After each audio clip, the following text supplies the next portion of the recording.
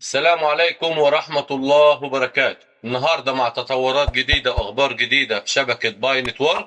تابع معنا الفيديو الآخر عشان تعرف كل ما هو جديد. شبكة شاين لينك وشبكة باي وشبكة سويفت، اندماج العملات الرقمية والبنوك. لأكثر من عقد دار الحديث حول العملات الرقمية في مواجهة البنوك. برزت البيتكوين كقوة ثورية تحدت المؤسسات المالية التقليدية مقدما بديلا لا مركزيا للخدمات المصرفية المركزية، إلا أن العالم دخل الآن مرحلة جديدة، العملات الرقمية والبنوك. فبدلا من محاربة المؤسسات تدمج الأصول الرقمية مثل باي في صلب النظام المالي العالمي.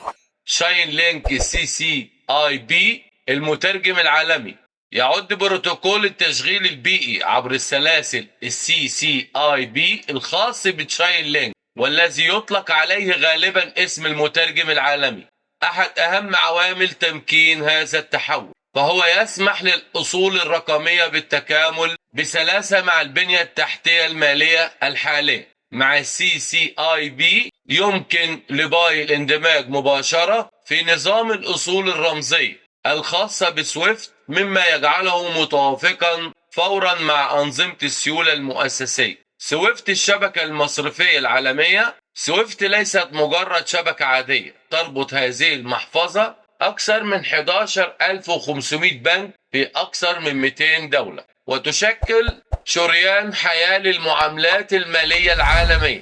إذا حصلت باي على السيولة عبر سويفت فلن تصبح مجرد عملة مشفرة أخرى، بل ستكتسب شرعية مصرفية جنبا إلى جنب مع أكثر المؤسسات المالية موثوقة في العالم. محفظة باي بوابة عالمية حقيقية. يمكن لمحفظة باي أن تتطور لتصبح بوابة عالمية لتدفقات مالية، إيداع عملات ورقية، استلام باي، إرسال باي وتحويلها إلى عملات ورقية، كل ذلك دون الاعتماد على منصات التداول التقليدية. هذا يزيل الاحتكاك ويبسط الاستخدام، ويسمح لباي بالعمل كجسر بين العملات الورقية والأنظمة الرقمية.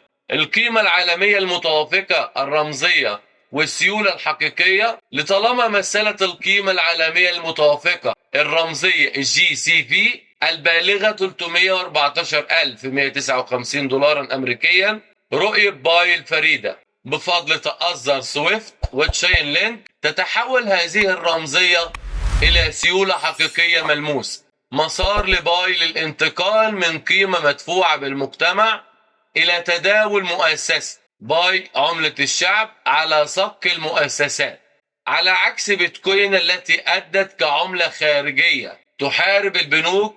ترسخ باي مكانتها كأول عملة شعبية تتدفق عبر القنوات المؤسسية. إنها ليست مملوكة للحكومات أو الشركات، بل لملايين الرواد حول العالم. هذا ما يجعل باي في وضع فريد، عملة شعبية تسير على سبق البنية التحتية المصرفية العالمية. لم يعد مستقبل التمويل متعلقا باختيار بين العملات المشفرة أو البنوك، بل بالتكامل مع تمكين تشين لينك للتشغيل البيئي وتوفير سويفت لصك عالمية. لدى باي فرصة لتصبح أول عملة بشرية مدمجة في التمويل المؤسسي. قد يعيد هذا التحول تعريف معنى المال في القرن 21، عملة مملوكة للشعب، مشرعة من البنوك ومدعومة بالتكنولوجيا.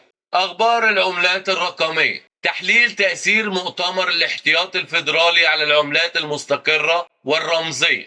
أثار إعلان الاحتياط الفيدرالي الأمريكي عن مؤتمر لمناقشة العملات المستقرة والرمزية اهتماما كبيرا في مجتمع العملات الرقمية. هذا الحدث ليس مجرد لقاء روتيني، بل هو إشارة قوية على أن المؤسسات المالية التقليدية بدأت تولي اهتماما جديا للتقنيات التي كانت تعتبر في السابق مجرد مجال للمتحمسين. ما الذي يعنيه هذا المؤتمر؟ تعد العملات المستقرة مثل اليو اس دي تي واليو اس دي كي جسرا بين عالم العملات الرقمية والعملات الورقية التقليدية، فهي مرتبطة بقيمة أصول حقيقية مثل الدولار الأمريكي، مما يمنحها استقرارا نسبيا مقارنة بالعملات المشفرة الأخرى مثل البيتكوين والإيثيريوم. اهتمام الاحتياط الفيدرالي بهذه العملات يعكس عدة نقاط أساسية. الاعتراف المتزايد بالعملات الرقمية. لم يعد من الممكن تجاهل العملات المستقرة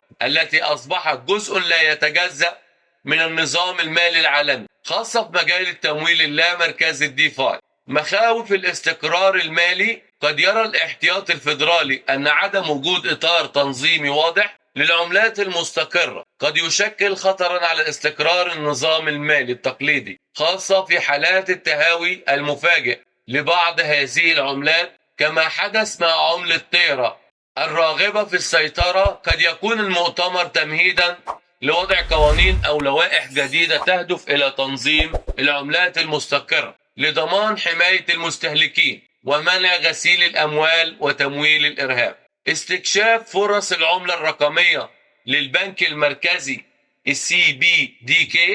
بينما يناقش الاحتياط الفيدرالي العملات المستقرة التي تصدرها جهات خاصة، فإنه يبحث أيضا في إمكانية إصدار دولار رقمي خاص به، ديجيتال دولار. هذا المؤتمر قد يكون جزءا من هذه العملية لاستعادة التقنيات الجديدة وفهمها بشكل أفضل. العملات المستقرة كفصل أول.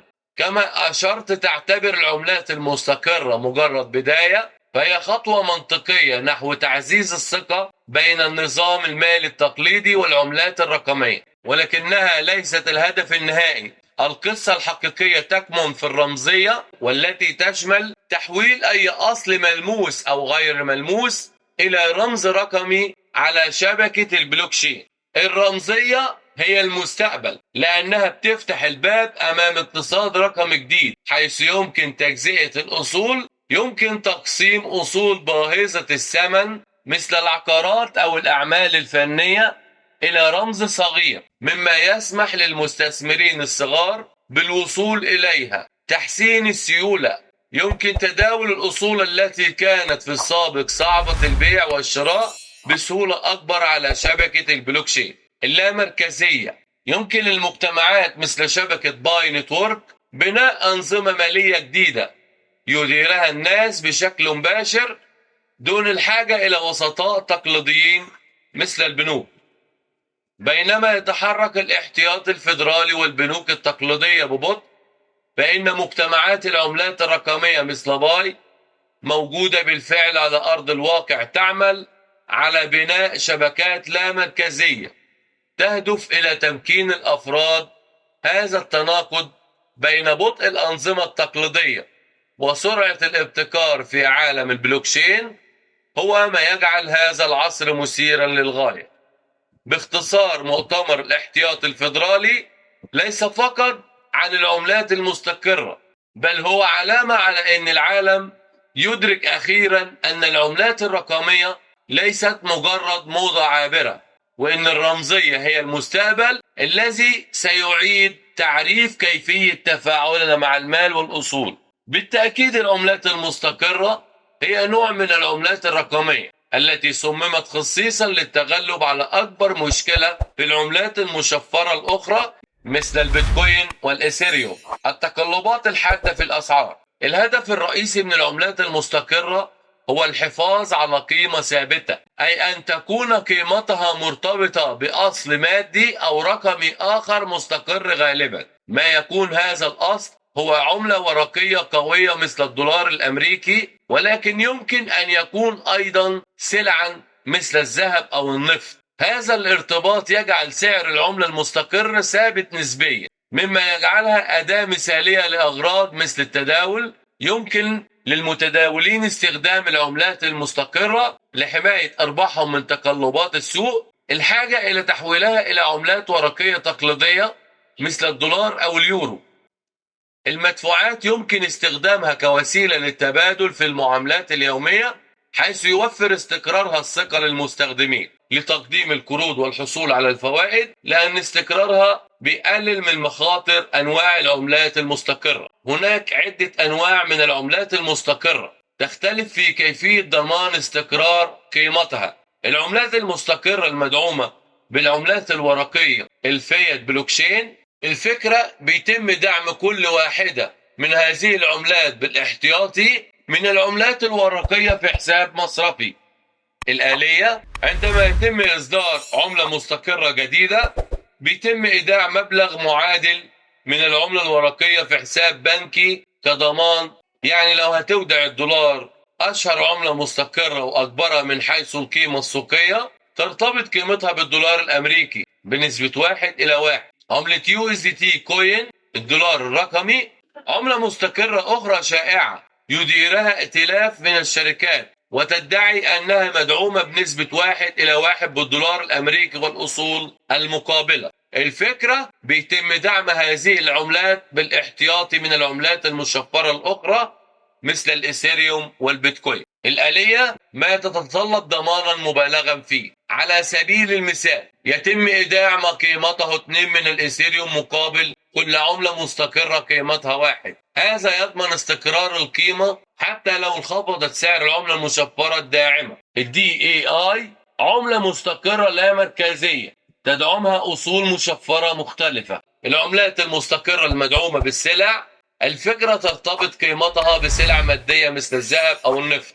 بيتم تخزين السلع الفعلية في مخازن، وبيتم إصدار العملات المستقرة المقابلة لها على شبكة البلوكشين مثل عملة مستقرة مرتبطة بقيمة أوئية من الذهب. العملات المستقرة الخوارزمية: الفكرة التي تعتمد على أي احتياطي. بدلا من ذلك يتم التحكم في استقرار قيمتها من خلال الآلية. عندما يرتفع سعر العملة فوق 1، تقوم الخوارزميات بإصدار عملات جديدة لزيادة العرض وخفض السعر، وعندما ينخفض السعر تقوم بإزالة العملات من التداول لخفض العرض. لماذا تثير العملات المستقرة اهتمام الاحتياط الفيدرالي؟ بسبب تزايد حجمها وتأثيرها على النظام العالمي. أصبحت العملات المستقرة محط اهتمام الجهات التنظيمية. يمكن أن يؤدي انهيار عملة مستقرة كبرى إلى زعزعة الثقة في النظام المالي ككل، مما يجعل تنظيمها أمرا ضروريا لضمان استقرار الأسواق وحماية المستهلكين. تحالف الGCV الصناعي هو مبادرة استراتيجية تهدف إلى ربط الصناعات والشركات بمفهوم القيمة التوافقية العالمية الGCV للدفع الإلكتروني بباي، مما يهيئ بيئة اقتصادية متكاملة تسهل اعتماد الدفع الإلكتروني كوسيلة دفع حقيقية في الأسواق. جمع الشركات ورواد الأعمال في تحالف موحد، تعزيز قبول الدفع الإلكتروني باي في مختلف القطاعات الصناعية والتجارية. بناء شبكة عالمية تضمن الثقة والاستقرار في المعاملات الاقتصادية. تسريع التبني، تشجيع الشركات والمصانع على اعتماد الدفع الإلكتروني باي كوسيلة دفع معتمد. التكامل الصناعي، ربط مختلف الصناعات التجارية، الخدمات والتكنولوجيا والتصنيع تحت مظلة واحدة. القيمة الموحدة، حماية مبدأ القيمة التوافقية العالمية لضمان عدم وجود تباين في الأسعار بين الأسواق. فرص الاستثمار، تمهيد الطريق للاستثمارات والمشاريع المشتركة التي تبني باي. الدعم العالمي، الدعم العالمي خلق نشاط اقتصادي عابر للحدود يجعل باي جزءا من النظام المالي الجديد. يعمل سفراء ومبعوثون الصناعة كجسور بين شبكة باي والشركات المحلية. نشر الوعي بمفهوم الGCV وأهميته في استقرار السوق. بناء شركات وعلاقات عملية لتوسيع النطاق وقبول باي. يعمل تحالف الGCV الصناعي كمحرك اقتصادي عملي يحول باي من مجرد مشروع تقني إلى قوة اقتصادية معترف بها عالميا.